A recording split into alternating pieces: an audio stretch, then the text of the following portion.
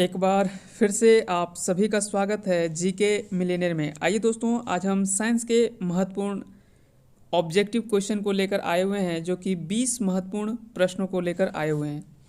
आइए, जो कि ये काफ़ी इम्पोर्टेंट सेशन होने वाला है, तो अंत तक बने रहिए और सारे प्रश्नों को आप देखिए और हल कीजिए, और अंत में कमेंट करके आप ज़रूर बताएं कि हम कितने प्रश्नों का सही जवाब दे पाएँ। चलिए शुरू करते हैं आज के पहले प्रश्न से। पहला प्रश्न है, इष्ट एक क्या है, यानी इष्ट क्या है। तो बता दें कि इष्ट जो है वो एक कवक है। तो इसका सही आंसर हो जाएगा आपका ऑप्शन बी। अगला क्वेश्चन है, आयोडीन किससे प्राप्त किया जाता है। आयोडीन किससे प्राप्त होती है।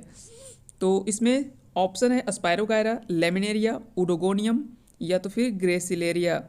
तो इसका सही आंसर हो जाएगा आपका ऑप्शन बी, यानी लेमिनेरिया। बता दें कि लेमिनेरिया से आयोडीन प्राप्त किया जाता है। और ये एक सवाल है, संसार में सबसे तेज बढ़ने वाला पौधा कौन सा है। तो इसका सही आंसर आपको बताना है कि संसार में सबसे तेज बढ़ने वाला पौधा कौन सा है। ऑप्शन है बांस, चावल, मनी प्लांट या टीक। तो इसका सही आंसर हो जाएगा आपका ऑप्शन ए, यानी बांस। बता दें कि संसार में सबसे तेज बढ़ने वाला पौधा बांस को माना जाता है। अगला सवाल है, इनमें से कौन सा एक लुप्त प्राय भारतीय औषधि प्रजाति माना जाता है। तो इनमें से कहता है कि कौन से पौधा है जो कि लुप्त के रूप में माना जा रहा है, कि जो कि लुप्त प्राय लगभग देखने को मिल रहा है। तो वो पौधा कौन सा है, नापेनडेंथस, पोडोफिल्म्स, अफीम या फिर तुलसी। तो इसका सही आंसर हो जाएगा आपका ऑप्शन डी, यानी तुलसी। बता दें कि तुलसी एक महत्वपूर्ण औषधि के रूप में काम करता है। तो ऐसे में ये पौधे का संरक्षण काफ़ी महत्वपूर्ण रखता है। तो आप भी कोशिश करें कि इस पौधे को आप ज़रूर कम से कम लगाएं, क्योंकि ये काफ़ी महत्वपूर्ण पौधा माना जाता है औषधि दृष्टि से, और साथ ही साथ कई दृष्टि से महत्वपूर्ण है। अगला सवाल है, फोटोसिंथेसिस के किस स्तर पर ग्लूकोज का निर्माण होता है। फोटोसिंथेसिस के किस स्तर पर ग्लूकोज का निर्माण होता है। आपका सही आंसर आप कमेंट करके जल्दी से बता सकते हैं। तो इसका सही आंसर हो जाएगा आपका ऑप्शन बी, यानी केल्विन साइकिल। बता दें कि फोटोसिंथेसिस जो होता है उसमें केल्विन साइकिल के स्तर पर ग्लूकोज का निर्माण होता है। तो ये इसका सही आंसर हो जाएगा आपका ऑप्शन बी।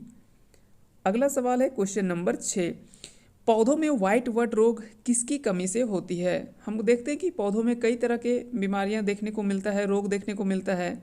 तो ऐसे में पूछा जा रहा है कि पौधों में व्हाइट बर्ड नामक रोग जो होता है वो किसके कारण से होता है। तो इसका सही आंसर हो जाएगा आपका ऑप्शन ए, यानी जिंक में। बता दें कि जिंक के कारण से या जिंक की कमी के कारण से पौधों में व्हाइट बर्ड नामक रोग देखने को मिलता है। अगला सवाल है, फ्लोरा और फोना का अर्थ क्या है। हम बहुत बार चर्चा में देखते हैं कि फ्लोरा और फोना, तो इसका बता दें कि इसका अर्थ क्या होता है। तो इसका सही आंसर हो जाएगा आपका ऑप्शन डी, यानी पौधे और पशु। बता दें कि फ्लोरा और फोना का अर्थ होता है, फ्लोरा का अर्थ होता है पौधा, जबकि फोना का अर्थ होता है पशु। तो ये सभी आप आंसर याद रख सकते हैं, क्योंकि ये काफ़ी महत्वपूर्ण सवाल है। कौन सा एक जैव निम्नीकरणीय नहीं है। तो बता दें कि यहाँ पे जैव निम्नीकरणीय कौन सा है और कौन सा नहीं है। तो यहाँ से सवाल अक्सर पूछा जाता है एग्जाम्स में। तो आपको बताना है कि इनमें से कौन सा जैव निम्नीकरणीय नहीं है। यहाँ पे पूछ रहा है कि कौन सा नहीं है। तो इसका सही आंसर हो जाएगा आपका ऑप्शन बी, यानी चांदी की पन्नी। बता दें कि जूट की टोकरी, चमड़े का थैला और ऊन की चटाई, ये सभी जैव निम्नीकरणीय है, जबकि चांदी की पन्नी जो वो जैव निम्नीकरणीय नहीं है। अब जैव निम्नीकरणीय होता क्या है और जैव निम्नीकरणीय के बारे में हमको जानना है, तो उसके लिए हम डिटेल क्लास लेकर आएंगे, उसमें सारे चीज़ को हम अच्छे से डिस्कस करेंगे। बता दें कि जैव निम्नीकरणीय वैसा होता है जो कि हम कह सकते हैं उसका अपघटन हम आसानी से कर सकते हैं, जबकि जैव निम्नीकरणीय कहता है कि उसमें अंतर्गत जो नहीं आएगा, जिसको हम जैसे प्लास्टिक हो गया, ये सभी को क्या है कि हम ये अपघटन सही तरीके से नहीं कर सकते, या तो सही तरह से वो ख़त्म नहीं होता है, तो उसे वो जैव निम्नीकरणीय नहीं होगा। लेकिन जैव निम्नीकरणीय वो होगा जो आसानी से ख़त्म हो जाएगा, सड़ या गल जाएगा। पेरोक्सी एसिटिल नाइट्रेट क्या है। तो पहले तो आपको PAN पेन का फुल फॉर्म याद रखना कि पेरोक्सी एसिटिल नाइट्रेट होता है। अब पूछ रहा है कि ये है क्या, तो यह एक गौण प्रदूषक के रूप में काम करता है। तो इसका आंसर हो जाएगा आपका option C, peroxy acetyl nitrate क्या है, एक गौण प्रदूषक है। अगला सवाल है क्योटो प्रोटोकॉल किस वर्ष में प्रभावी हुआ था।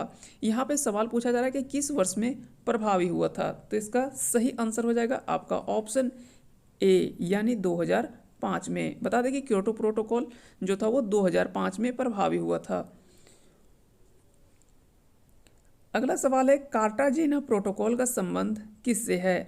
कार्टाजेना प्रोटोकॉल का संबंध किससे है, जैव सुरक्षा समझौते से, जलवायु परिवर्तन से, ओजोन क्षरण से, या तो फिर प्रदूषण से। तो इसका सही आंसर हो जाएगा आपका ऑप्शन ए यानी जैव सुरक्षा से। बता दें कि कार्टाजेना प्रोटोकॉल जो है वो जैव सुरक्षा से संबंधित है, तो इसका सही आंसर होगा ऑप्शन ए। अगला सवाल है क्वेश्चन नंबर 12, मकड़ियों में कितनी जोड़ी आंखें होती है। तो मकड़ियों में कितनी जोड़ी आंखें होती है, या तो यहाँ से क्या होता है कि कितने जोड़े पैर होते हैं, किससे सांस लेती है, किसके द्वारा सांस लिया जाता है। तो यहाँ इस तरह से सवाल आपको काफ़ी देखने को मिलता है कि कौन सा कीट के अंतर्गत नहीं आता है, कौन सा कीट के अंतर आता है।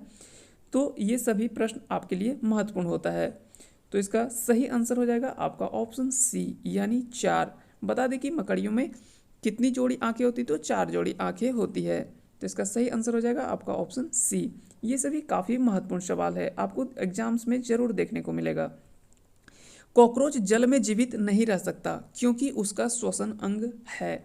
तो बता दें कि कॉकरोच जल में जीवित नहीं रह सकता है, तो ये ऐसा क्यों होता है और उसका श्वसन अंग कौन सा होता है। तो उसका श्वसन अंग जो होता है वो वातक या ट्रेकिया कहलाता है। इसका सही आंसर हो जाएगा आपका ऑप्शन बी यानी वातक या ट्रेकिया। तो ये सभी आप याद रखिएगा। कहता है निम्नलिखित में से किसमें खुला नाड़ी संबंधित तंत्र होता है, यानी खुला नाड़ी तंत्र होता है। तो ये भी काफ़ी महत्वपूर्ण सवाल है और इसका सही आंसर हो जाएगा आपका ऑप्शन ए यानी कॉकरोच। बता दें कि कॉकरोच में जो होता है वो खुला नाड़ी तंत्र होता है, तो इसका सही आंसर होगा ऑप्शन ए।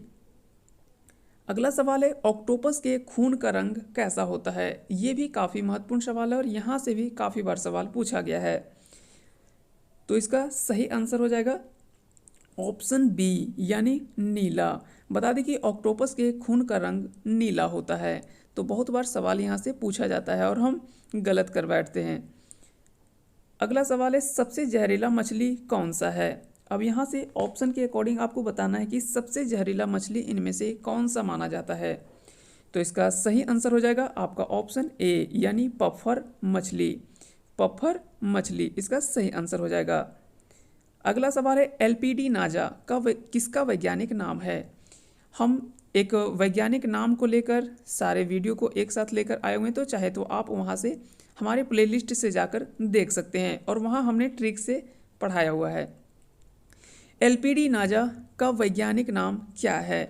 तो एलपीडी नाजा जो है वो कोबरा का वैज्ञानिक नाम है। तो इसका सही आंसर हो जाएगा आपका ऑप्शन ए। अब यहाँ पे ऑप्शन पे नाम से आप समझ सकते हैं कि एलपीडी नाजा, नाजा यानी नहीं जा, और यहाँ पे ऑप्शन में क्या है कोबरा, तो कोबरा के पास नहीं जाना चाहिए, तो एलपीडी नाजा यानी कोबरा। तो इसका सही आंसर हो जाएगा आपका ऑप्शन ए। तो इस तरह से ट्रिक से आप याद रखिएगा की पॉइंट को, तो आसानी से आप लंबे समय तक याद रख सकेंगे। अगला सवाल है आर्कियोप्टेरिक्स क्या है। आर्कियोप्टेरिक्स क्या है, तो इसका सही आंसर हो जाएगा जुरैसिक युग का एक सर्व पुरातन पक्षी है। इस पक्षी की खासियत है कि इसके चोंच में दांत होते थे, जो कि एक कह सकते हैं कि ये लगभग विलुप्त हो चुका है। तो ये आर्कियोप्टेरिक्स क्या है, तो जुरैसिक युग का सर्व पुरातन पक्षी है। शब्दिनी या सिरिंक्स, शब्दिनी या फिर सिरिंक्स वाक्य अंतर है। तो शब्दिनी या सिरिंक्स किस में वाक्य अंतर है, तो इसका सही आंसर हो जाएगा आपका ऑप्शन सी यानी पक्षियों में। इसका सही आंसर हो जाएगा आपका ऑप्शन सी।